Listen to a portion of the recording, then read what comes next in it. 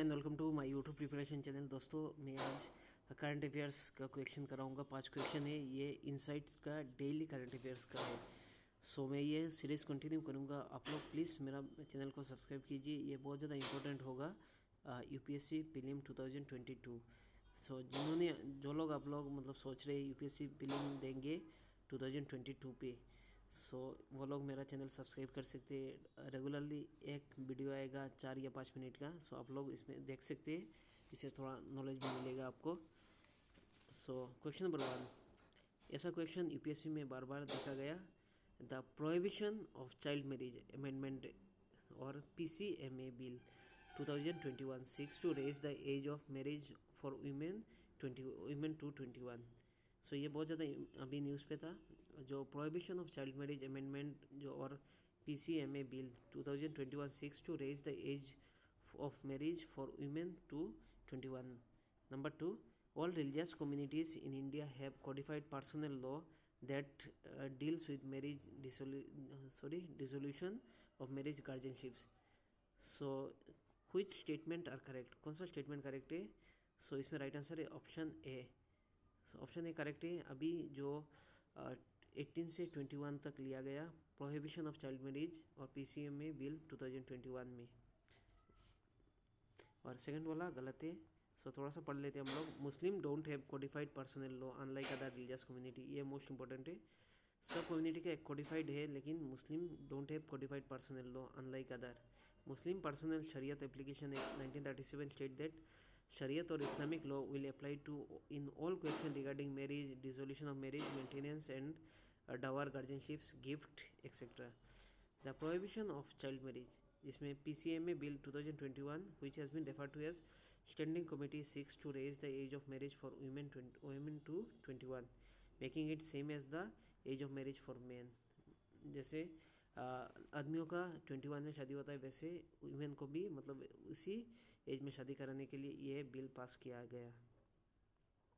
Question number 2, ये तो बहुत ज़्यादा इंपॉर्टेंट है। Consider the following statement regarding Indian council for cultural Relation, ICCR।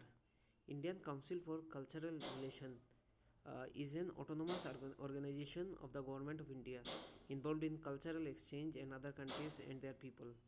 It was founded by Jawaharlal Nehru। It can issue binding order to promote Indian culture, like making it mandatory to play Indian music at airport and railway station। So कौन सा statement correct है? So इसका right answer सिर्फ option है, the Indian Council of Cultural relation.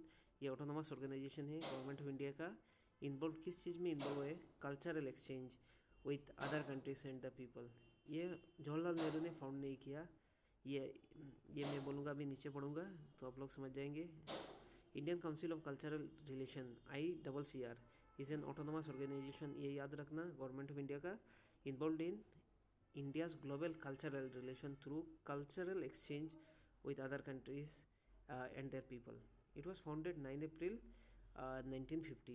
याद रखना कब हुआ था, उसका डेट इतना भी इम्पोर्टेंट नहीं है यूपीएससी के लिए, फिर भी 1950 का याद रखना। भाई मौलाना अबुल कलाम आज़ाद, ये याद रखना। देन एजुकेशन मिनिस्टर, वो भी first education minister of independent India थे, मौलाना अबुल कलाम आज़ाद।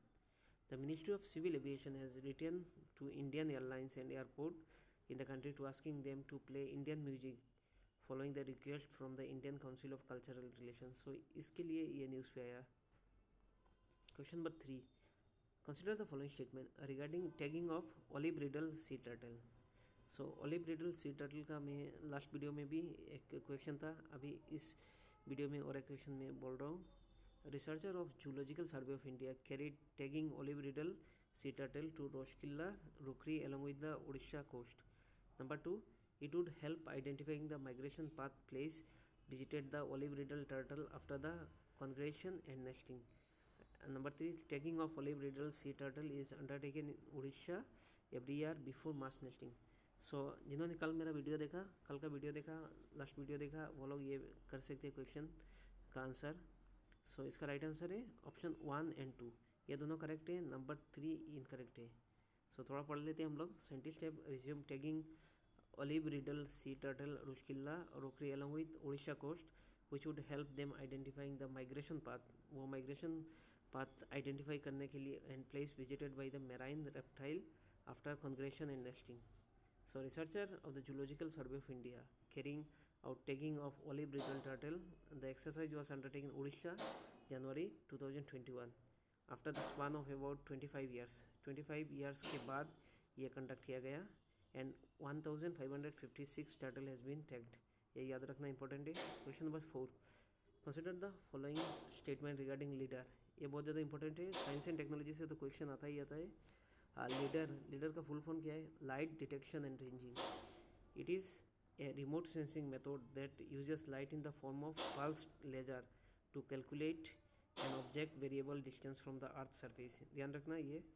नंबर 2, कौन सा करेक्ट है बोलना मुझे. It can be use to generate 3 dimensional information about the shape, the earth and the surface of the characteristic. Number 3, the use of lidar is restricted to natural environment. So कौन सा correct है? ये दोनों ही correct है और 3 number वाला wrong है. So it is a remote sensing method. ये रिमोट सेंसिंग मेथड है जिससे मतलब यूज़ कर सकते हैं light in the form of pulse laser. Light को मतलब पल्स लेजर के फॉर्म में यूज़ करते हैं. इसलिए to calculate an object variable distance from earth surface. और नंबर 2 भी करेक्ट है. It can use to generate 3 dimensional information.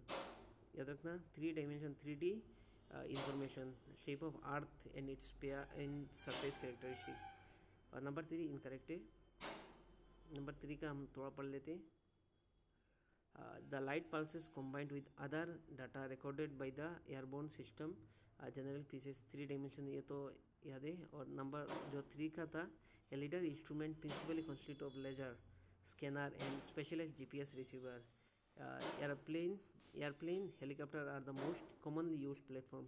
किधर सबसे ज़्यादा यूज़ किया जाता है? एयरप्लेन और हेलीकॉप्टर में. To acquiring LiDAR data in broad areas. 2 types of LiDAR. एक है टोपोग्राफिक एंड बैथोमेट्रिक. याद रखना topographic LiDAR typically use the near infrared laser to map the land, while bathymetric leader use water and penetrating green light to use measure sea floor and river bed. ये दोनों का याद रखना. ये 2 type का leader है. एक है टोपोग्राफिक, एक है बैथीमेट्रिक. टोपोग्राफिक मतलब लैंड पे जो होता है, बैथीमेट्रिक वाटर पे. ये बस याद रखना हो जाएगा. Lidar system allows scientist to mapping the professional to examine both natural and man made. Last में बोला था सिर्फ नेचुरल, बट ये natural and man made environment with accuracy, precision, flexibility. So मतलब ये बस नेचुरल का नहीं है, ये मैन मेड में भी मतलब यूज़ कर सकते हैं. क्वेश्चन नंबर 5, आज का last question. Consider the following statement anti defection provision. ये बहुत इंपॉर्टेंट क्वेश्चन है. सो इसका नंबर 1 है, legislature is no circumstance can change their party without the risk of disqualification. The provision allows the party to merge with or another party provided that at least 2/3 of the legislature are in favor of the merger. So which of the statement is incorrect? ये याद रखना incorrect. अक्सर बच्चे यही गलती करते हैं, correct को इनकरेक्ट समझ जाते हैं, इसलिए मतलब अच्छे से ध्यान से पढ़ना, ये मिस हो जाता है कभी कभी. सो ये इनकरेक्ट है. कौन सा इनकरेक्ट है? सो इसका राइट आंसर है ऑप्शन ए, नंबर 1. जैसे legislature no circumstance can change their party without the risk of disqualification, क्योंकि इसमें मार्च भी हो सकते हैं. नेक्स्ट वाला ये तो करेक्ट है, ये मार्च हो सकते हैं. जैसे 2/3 अगर कोई दूसरे पार्टी में चला जाए तो उसको मार्जर बोलते हैं. सो इसका ये भी एक क्रिटिसिज्म है. ये मतलब रिटेल सेल को तो रोकता है बट होल सेल को रोकता नहीं है. So thank you so much. Next video के लिए please subscribe my channel. Thank you so much.